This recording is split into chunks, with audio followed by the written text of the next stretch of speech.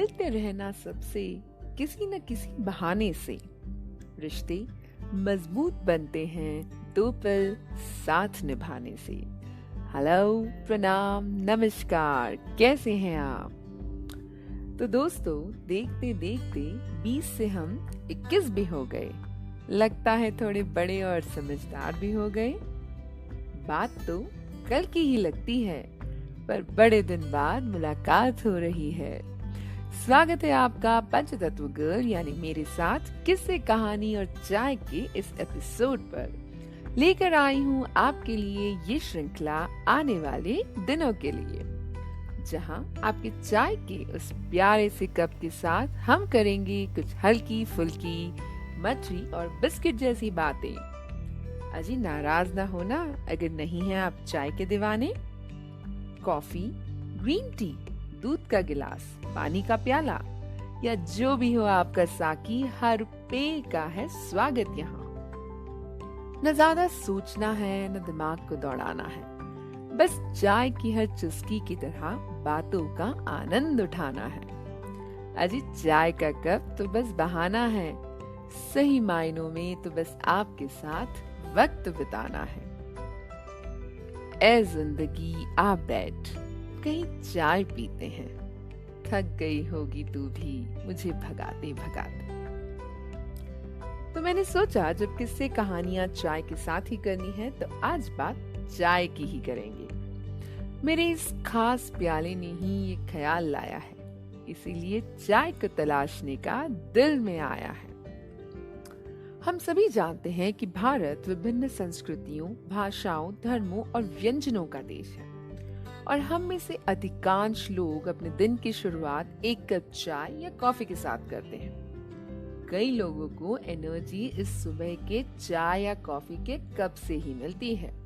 बिना चाय कॉफी के मानो उनका दिन ही नहीं शुरू होता है। तो चलिए करवाते हैं आपको सैर कुछ टी गार्डन्स और कॉफी प्लांटेशंस की।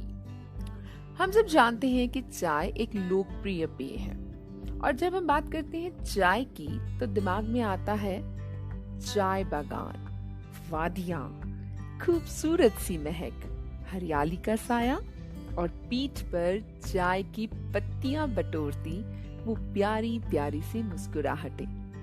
कुछ याद आया आपको? ये हवाएं गुनगुनाई, पूछ तू है कहाँ, तू है फूलों में कलियों में।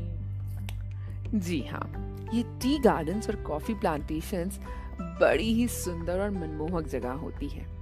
एक बार चले जाइए, जिंदगी भर के लिए रिश्ता जुड़ जाता है।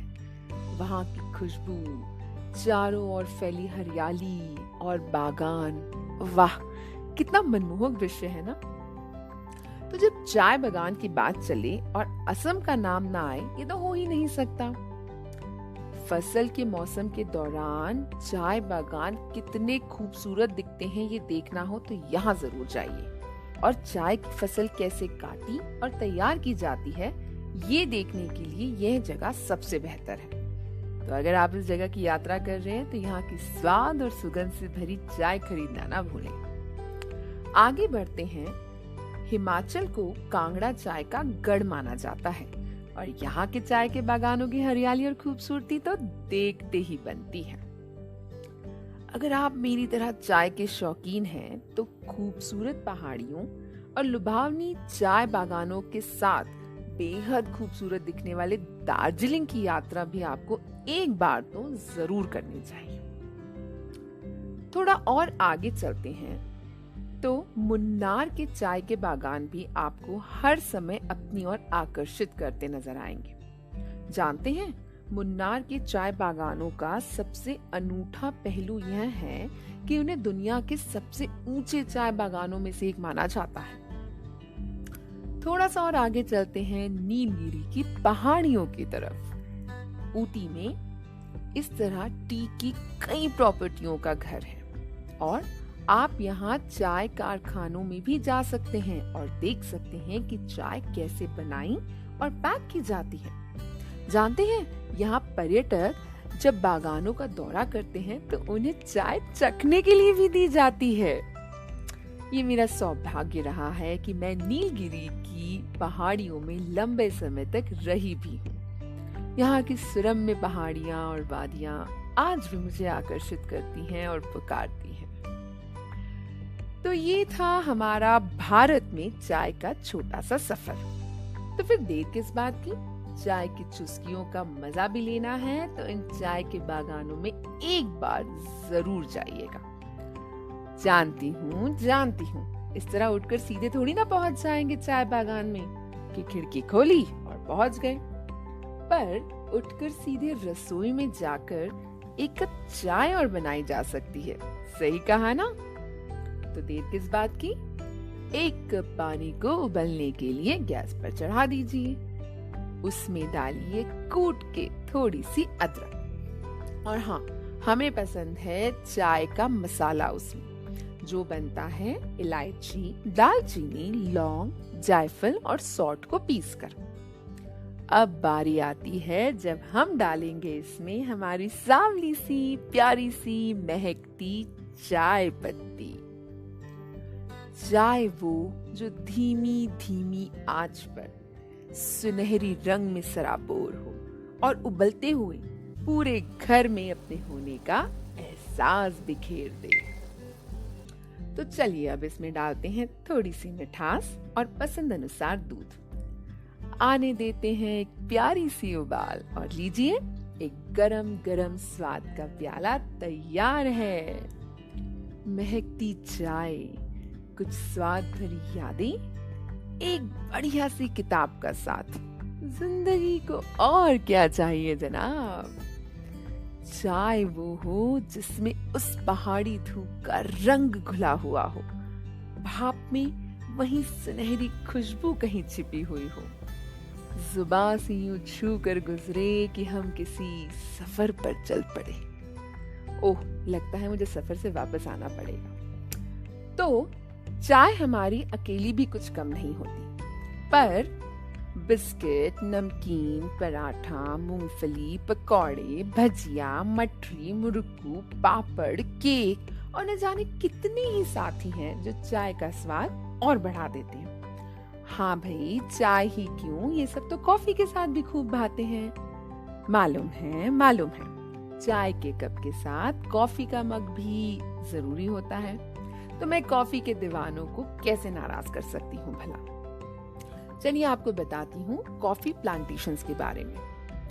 केरल राज्य में स्थित वायनाड चाय और कॉफी खेती के लिए जाना जाता है।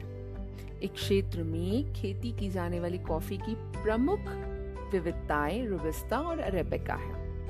यहाँ आने वाले पर्यटक कॉफी के बागानों के पास ही स्थित रिजॉर्ट्स में रुककर कॉफी के हरे भरे बागानों को निहारते हैं। आगे चले तो दक्षिण भारत में स्थित चिकमंगलूर वो जगह है जहां ब्रिटिश राज के दौरान कॉफी की खेती की शुरुआत हुई थी। चिकमंगलूर का भारत के कॉफी उत्पादन में सबसे बड़ा योगदान भी है। दक्षिण का गहना यरकोट भी अपनी कॉफी उत्पादन के लिए जाना जाता है। यहीं से थोड़ा सा आगे बढ़ते हैं तो भारत का कॉफी जिला कूर्ग, जो कई कॉफी बागानों का घर है, वो आता है, जो कि कॉफी की अरेबिक और रोबस्टा किस्मों की विशाल मात्रा का उत्पादन करते हैं। 2019 में मैं कूर्ग गई और वहां मुझे कॉफी प्लांटेशन में रहने का मौका मिला। भारत में जितने लोग चाय के दीवाने हैं, वहीं कॉफी के दीवाने भी कम नहीं हैं। एक अच्छी कॉफी बिगड़े हुए मूड और बिगड़े हुए दिन को अच्छा बना देती है। अगर आप कूर्ग जाएं और कॉफी के बागान देखना चाहते हैं तो यहाँ होम स्टे का विकल्प जरूर चुनिएगा। मनमोहक घाटियां, ऊंची ऊंची चोटियां, कल कल करती नदियां और गगन से बरसता अमृत यानी बारिश, इन सब आभूषणों से अलंकृत है कर्नाटक में बसा ये छोटा सा हिल स्टेशन कूर्ग। अजी यूं ही नहीं इसे दक्षिण भारत का कश्मीर कहते हैं, कुछ लोग इसे भारत का स्कॉटलैंड भी कहते हैं। अच्छा यही नहीं, चॉकलेट का भी सबसे ज्यादा उत्पादन कूर्ग में होता है। तो आप यहाँ से तरह तरह के चॉकलेट और घर की बनी कॉफी खरीदना ना भूलें। अरे हाँ, चाय कॉफी के अलावा कूर्ग की होममेड वाइन भी काफी प्रसिद्ध है।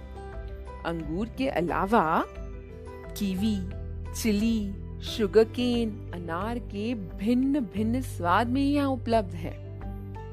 आप जानते हैं, कॉफी प्लांटेशन में कॉफी के पौधों पर सफेद फूल खिलते हैं जो 3-4 दिन में परिपक्व होकर बीज में बदल जाते हैं। जब ये फल पूरी तरह से पक जाता है तब इसे हाथ से इकट्ठा किया जाता है और इस समय ये लाल बैंगनी रंग का होता है। यही आपके कॉफी का बीज होता है। क्या आप जानते हैं, भारतीय कॉफी प्रत्यक्ष सूर्य के प्रकाश की बजाय छाया के नीचे उगाई जाती है। पर्वतीय क्षेत्र, मॉनसून, ये कॉफी और चाय बागान की महत्वपूर्ण किस्मों के लिए सबसे अच्छी मानी जाती है। तभी तो ये चाय और कॉफी के बागान इतने खूबसूरत और मनमोहक होते हैं। तो चलिए जनाब, अब हमने चाय भी पी ली और बागानों की सैर भी कर ली। चाय, गपशप और उनके साथियों की बात सुनकर लीजिए, हमारे यहाँ तो हल्की सी बारिश भी शुरू हो गई। बरसात में घुल रही है महक अदरक की, आज बूंदों को भी चाय की तलब लगेगी। तो ये था सफर हमारे सुबह के ताजगी भरे प्याले, कप और मग का। आज जब चाय पिए तो एक छोटी सी मुस्कुराहट और शुक्रिया करना न भूलें हमारे इन चाय और कॉफी बागान में काम करने वालों के लिए। दुआ करती हूँ ये बागान यूं ही हरियाली महकाते रहें और हमारी सुबह को खूबसूरत बनाते रहें। इश्क चाय का इस कदर हावी है, दिमाग ताला है और चाय चाबी है। तो आज के लिए इतना ही। प्रगुण आपसे विदा लेगी। मैं अपने किस्से, कहानी और कविताओं की पोटली और पिटारे के साथ फिर से आऊंगी। तब तक हंसते रहिए, मुस्कुराते रहिए और सुनते रहिए। थैंक यू, बाय बाय, नमस्कार।